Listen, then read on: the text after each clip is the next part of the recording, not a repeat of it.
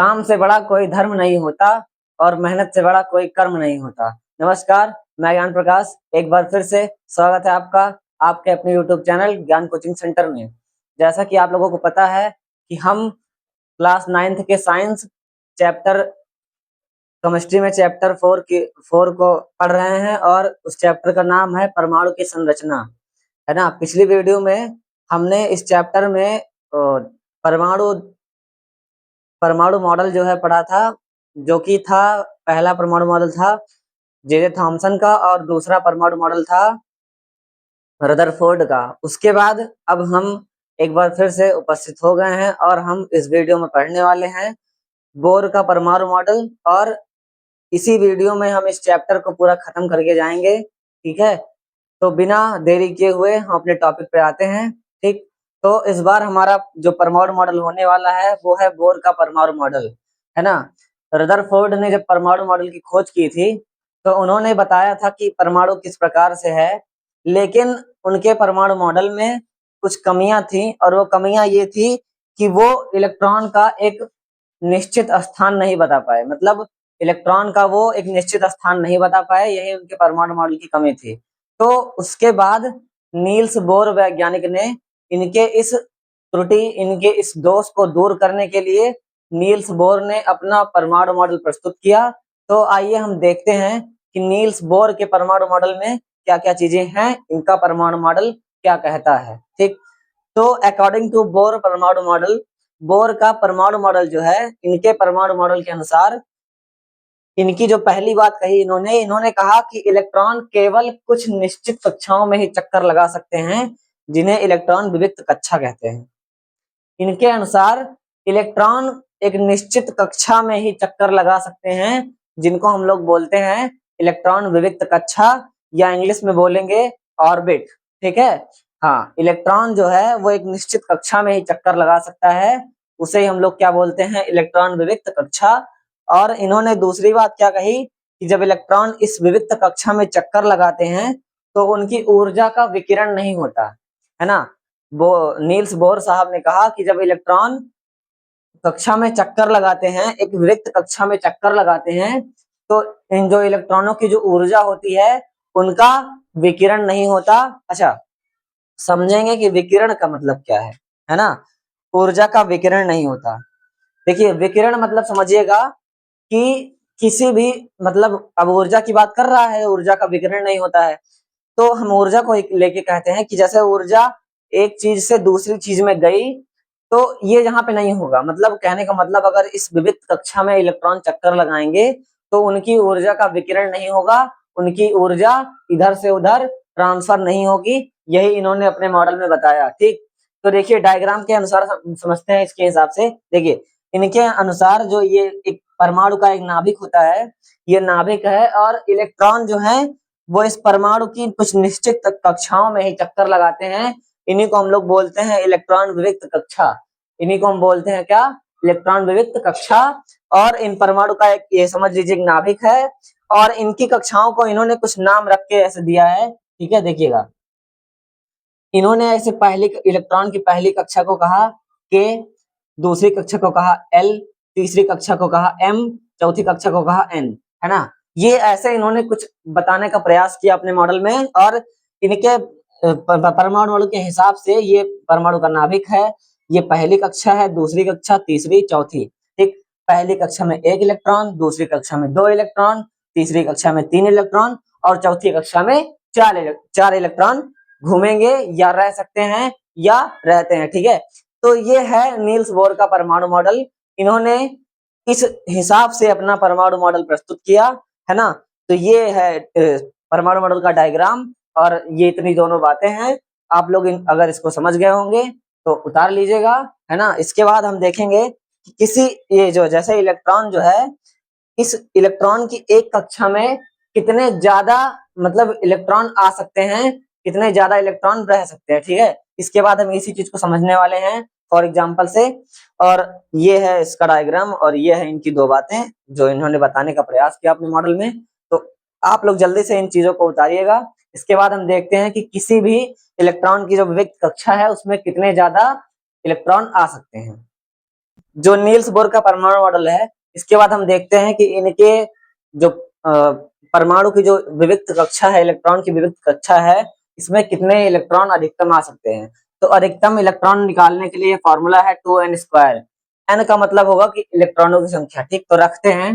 पहले हम देख लेते हैं k कक्षा में, मतलब k ऑर्बिट में कितने इलेक्ट्रॉन आ सकते हैं। k बराबर अभी वहां पे क्या है, n बराबर 1, मतलब पहली कक्षा में कितने इलेक्ट्रॉन, 1 है। तो फॉर्मूला रखते हैं 2n²। यहाँ पे 2 ऐसे ही, n का मान 1, 1 का स्क्वायर 1 ही होगा, 2 × 2, यानी कि पहली कक्षा में अधिकतम 2 इलेक्ट्रॉन आ सकते हैं। और दूसरा देखेंगे l। l में n का मान कितना है, वहां पे देखिएगा 2 है। ठीक है, तो फॉर्मूला वही लगेगा 2n²।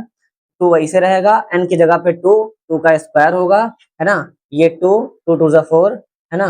और ये 2 × 4 × 8, 2 × 4 = 8, मतलब 2 का गुणा 4 में करा देंगे 8, मतलब कहने का मतलब दूसरी कक्षा में 8 इलेक्ट्रॉन अधिकतम आ सकते हैं। और ऐसे यहाँ पे देखेंगे कि m कक्षा में कितने आ सकते हैं।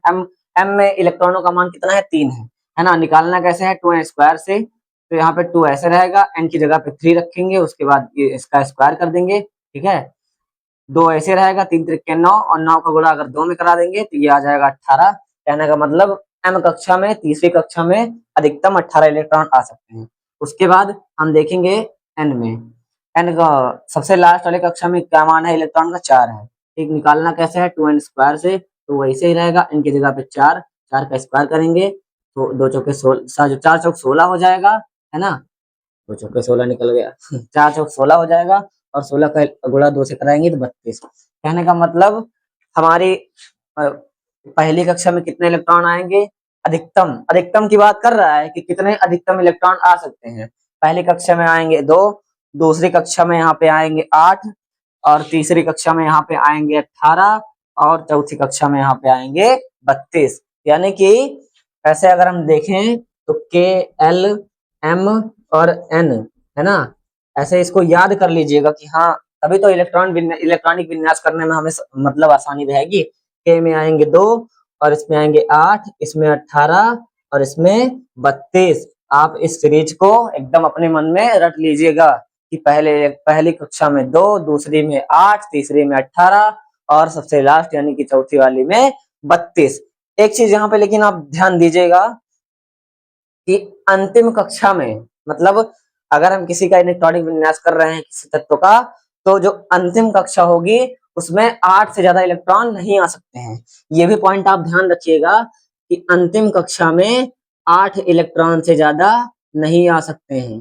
अंतिम कक्षा में अधिकतम जो है कितने आएंगे, 8 इलेक्ट्रॉन आएंगे, अधिकतम 8 आएंगे। क्या आएंगे, इलेक्ट्रॉन। मतलब अगर हम किसी का इलेक्ट्रॉनिक विन्यास कर रहे हैं और वो अंतिम कक्षा में अगर 8 बच रहा है तो उसमें 8 से ज्यादा नहीं आएंगे, बाकी जो होगा उसके बाद लिखेंगे। अभी अब ये इतना आप लोग नोट करिए, इसके बाद हम समझते हैं इलेक्ट्रॉनिक विन्यास करके कि इसका यूज कहाँ पे होगा। ठीक है, इसके बाद हम देखेंगे इलेक्ट्रॉनिक विन्यास क्या होता है। तो इलेक्ट्रॉनिक विन्यास देखिए, इलेक्ट्रॉनिक विन्यास होता क्या है कि इलेक्ट्रॉन की परमाणु में व्यवस्था, मतलब जब कोई परमाणु है उसमें इलेक्ट्रॉन की वास्तविक व्यवस्था को हमें यहाँ से मालूम पड़ता है, यहाँ से हम निकाल सकते हैं। ठीक है, अच्छा एक चीज मैंने आपसे कहा था, पिछले ही चैप्टर में कहा था कि आप लोग आवर्त सारणी में से तत्वों का परमाणु क्रमांक याद कर लीजिए। और मैंने कहा भी था कि अच्छे से याद कर लीजिएगा, अब वही यही काम लगेगा उसका, है ना। मैंने कहा था कि लास्ट चैप्टर्स में आपको काम लगेगा और आप लोग याद कर लीजिए, है ना। तो जो याद किया रहेगा भैया उसका तो एकदम आसान है, एकदम ऐसे ऐसे करोगे। लेकिन अगर नहीं याद है भैया तो फिर क्या ही कर सकते हैं। तो देखिए इलेक्ट्रॉनिक विन्यास करेंगे। देखिए सबसे पहले करते हैं हाइड्रोजन का। इसका परमाणु परमाणु क्रमांक कितना होता है, इसका परमाणु क्रमांक होता है 1। क्या होता है, 1। अब देखिएगा हमने कितनी कक्षा पढ़ी थी अभी, के पढ़ी थी, एल पढ़ी थी, एम पढ़ी थी और एन पढ़ी थी, है ना। ये सारी कक्षाएं थी हमने पढ़ी थी अभी कि हाँ मतलब ये होता है। ठीक, अब देखेंगे हाइड्रोजन का हम इलेक्ट्रॉनिक विन्यास करके। हाइड्रोजन का परमाणु क्रमांक कितना होता है, 1।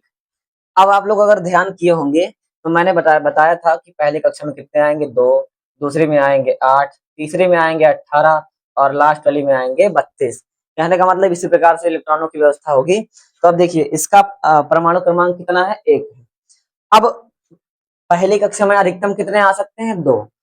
और हमारे पास कितने हैं? 1 है। ठीक, तो इसको सिंपली ऐसे लिख देंगे 1।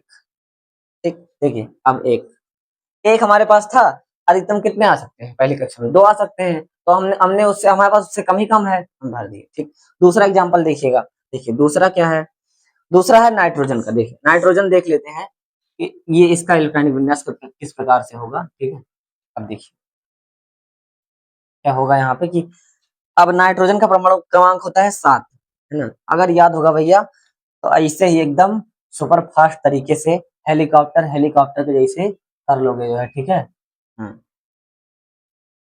ठीक, तो देखिए नाइट्रोजन का परमाणु क्रमांक होता है 7।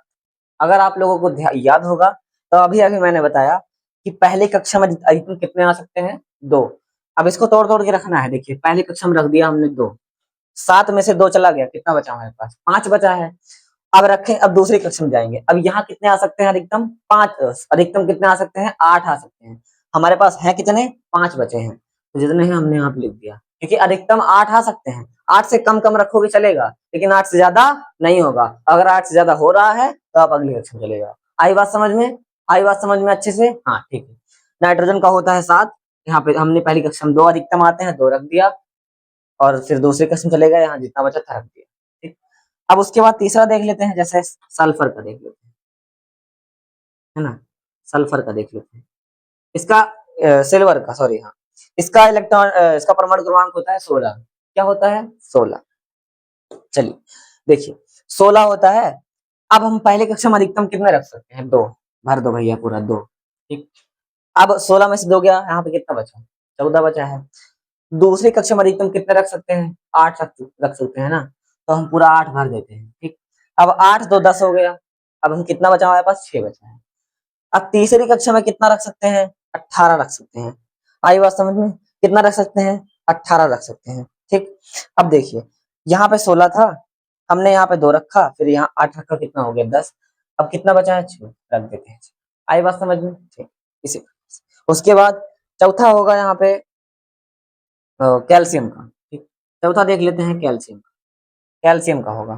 ठीक, कैल्शियम कैल्शियम का परमाणु क्रमांक होता है 20। क्या होता है? 20। देखिए 20 होता है। पहले कक्षा में कितना रखना है? अधिकतम 2 रखना है। ठीक, अब 20 में से 2 गया, 18 बचा। दूसरी कक्षा में कितना रखा जाता है? अधिकतम 8 रखा जाता है। कितना रखा जाता है? 8। 8 2 10 हो गया। अब 20 में से 10 गया, कितना बचा हमारे पास? 10 बचा है। तीसरी कक्षा में अधिकतम कितने रख सकते हैं? 18। और बचा कितना हमारे पास है? 10। ठीक, अब देखिए, लेकिन अभी अभी मैंने बताया था कि अब अगर देखिए आप लोग ध्यान से समझिए, इस तत्व का ये आखिरी कक्षा ही तो है। इस तत्व का हम इलेक्ट्रॉनिक विन्यास कर रहे हैं, तो इसके लिए ये आखिरी कक्षा ही तो हुई। और अभी अभी मैंने बताया कि आखिरी कक्षा में 8 से ज्यादा इलेक्ट्रॉन हम नहीं रख सकते हैं। रख सकते हैं? नहीं रख सकते हैं ना। अभी अभी मैंने बताया था कि तीसरी कक्षा में 8 से ज्यादा इलेक्ट्रॉन नहीं आएंगे, मतलब अंतिम कक्षा में। तो देखिए हमने यहाँ भी 8 रख दिया। अब देखिए 2 8 10 10 8 18। अब 2 बचे हैं ना, 2 अंतिम कक्षा में रख देते हैं। रख दिए। आई बात समझ में? इसी प्रकार से इलेक्ट्रॉनिक विन्यास करें। ठीक है, आ गया समझ में कि नहीं आ गया? हाँ, ये है इलेक्ट्रॉनिक विन्यास। इसी प्रकार से हम इलेक्ट्रॉनिक विन्यास को करेंगे। ठीक है, और इसके बाद हम देखते हैं परमाणु संख्या किसे कहते हैं। ठीक, अब ये इलेक्ट्रॉनिक विन्यास होता है समाप्त। इसी प्रकार से अन्य तत्वों का अगर आपको परमाणु क्रमांक याद रहेगा तो आप बहुत बेहतर तरीके से इसी फॉर्मूले पे, इसी क्या बोलते हैं, इसी बेस पे आप लोग कर सकते हैं अच्छे से। ठीक है, लेकिन परमाणु क्रमांक याद होना चाहिए। ठीक, तो उम्मीद करते हैं समझ में आ गया होगा। चलिए इसके बाद हम आते हैं अगले टॉपिक पे। इलेक्ट्रॉनिक विन्यास के बाद कुछ छोटे छोटे टॉपिक्स बचे हैं जो मतलब याद करने वाले हैं। ठीक, इनमें विशेष ज्यादा कुछ है नहीं। बस देखिए इसके बाद है परमाणु संख्या। ये हेडिंग है परमाणु संख्या। इसे जेड से प्रदर्शित करते हैं। परमाणु संख्या को किससे प्रदर्शित करते हैं? जेड से। ये बात याद रखिएगा आप लोग, परमाणु संख्या को किससे प्रदर्शित करते हैं? जेड से। अब देखिए परमाणु संख्या कहते किसे हैं? किसी तत्व के परमाणु के नाभिक में, किसी तत्व का, मान लीजिए किसी तत्व का कोई परमाणु है, उसके नाभिक में, है ना, परमाणु का नाभिक आप लोग जानते हैं, अभी समझाया मैंने। तो किसी तत्व के परमाणु के नाभिक में उपस्थित जो प्रोटॉनों की संख्या होती है उन्हीं को हम लोग बोलते हैं परमाणु संख्या। मान लीजिए कोई तत्व है, उस तत्व का वह परमाणु है, और परमाणु के नाभिक में जितने प्रोटॉन होंगे, मतलब संख्या में जितने प्रोटॉन होंगे, उसी प्रोटॉनों की संख्या को हम लोग क्या बोलते हैं? परमाणु संख्या बोलते हैं। ठीक है, एकदम लल्लू सी बात है, एकदम आसान बात है, आप लोग इसको याद करिएगा। ठीक, उसके बाद हमारी अगली हेडिंग है द्रव्यमान संख्या। ठीक है, द्रव्यमान संख्या को ए से प्रदर्शित करते हैं। इससे द्रव्यमान संख्या को ए से प्रदर्शित करते हैं, ये बात भी भूलने वाली नहीं है, आप लोग उसको एकदम रट के रखिएगा। द्रव्यमान संख्या कहते किसे हैं? परमाणु के नाभिक में जो इलेक्ट्रॉन, परमाणु के नाभिक में उपस्थित न्यूट्रॉन या प्रोटॉन की संख्या को, है ना, परमाणु के नाभिक में जो भी कोई जितने भी इलेक्ट्रॉन प्रोटॉन उपस्थित होते हैं उन्हीं की संख्या को हम लोग बोलते हैं द्रव्यमान संख्या। आई बात समझ में? हाँ, किसी परमाणु के नाभिक में उपस्थित न्यूट्रॉन और प्रोटॉन की संख्या को ही हम लोग क्या बोलते हैं? द्रव्यमान संख्या बोलते हैं। और इसे किससे प्रदर्शित करते हैं? ए से। आई बात समझ में? हाँ, ठीक है, तो ये दोनों बातें हैं। इसके बाद हम जल्दी जल्दी देख लेते हैं समस्थानिक और संभारिक को, इसके बाद इस चैप्टर का जो है अंत होता है। ठीक है, ठीक है, इसके बाद हमारे कुछ छोटे छोटे टॉपिक और बचे हैं, दोनों हेडिंग को जल्दी खत्म करते हैं। ठीक, तो हेडिंग है समस्थानिक। समस्थानिक किसे कहते हैं और संभारिक किसे कहते हैं? देखिए, बातों से समझिएगा कि सबसे पहली बात तो ये है कि समस्थानिक और संभारिक ये दोनों एक भाई भाई जैसे हैं। मतलब अगर एक की परिभाषा वैसी है तो सेम उसकी उल्टी उसकी होगी। समझ में आएगी नहीं? हाँ, समस्थानिक और संभारिक एक समझ लीजिएगा भाई भाई जैसे हैं। एक का गुण एक में नहीं है, एक का नहीं है, सिर्फ एक में है एक में नहीं है, बस वही बातें हैं। देखिए, समस्थानिक किसे कहते हैं?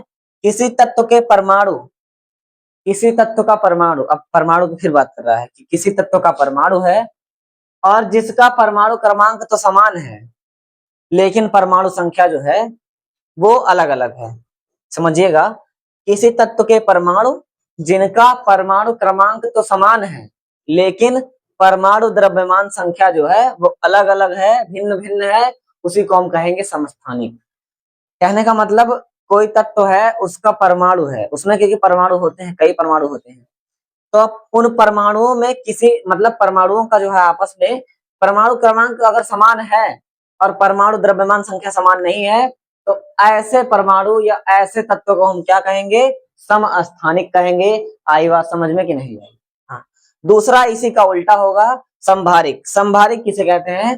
किसी तत्व के परमाणु, मतलब अब किसी तत्व का परमाणु है जिनका परमाणु क्रमांक भिन्न भिन्न है परंतु परमाणु द्रव्यमान संख्या समान है ना। इसमें बात कह रहा है कि किसी तत्व के परमाणु जिनका परमाणु क्रमांक जो है वो समान है, नहीं, परमाणु क्रमांक जो है वो भिन्न भिन्न है और परमाणु द्रव्यमान संख्या जो है वो समान है ना।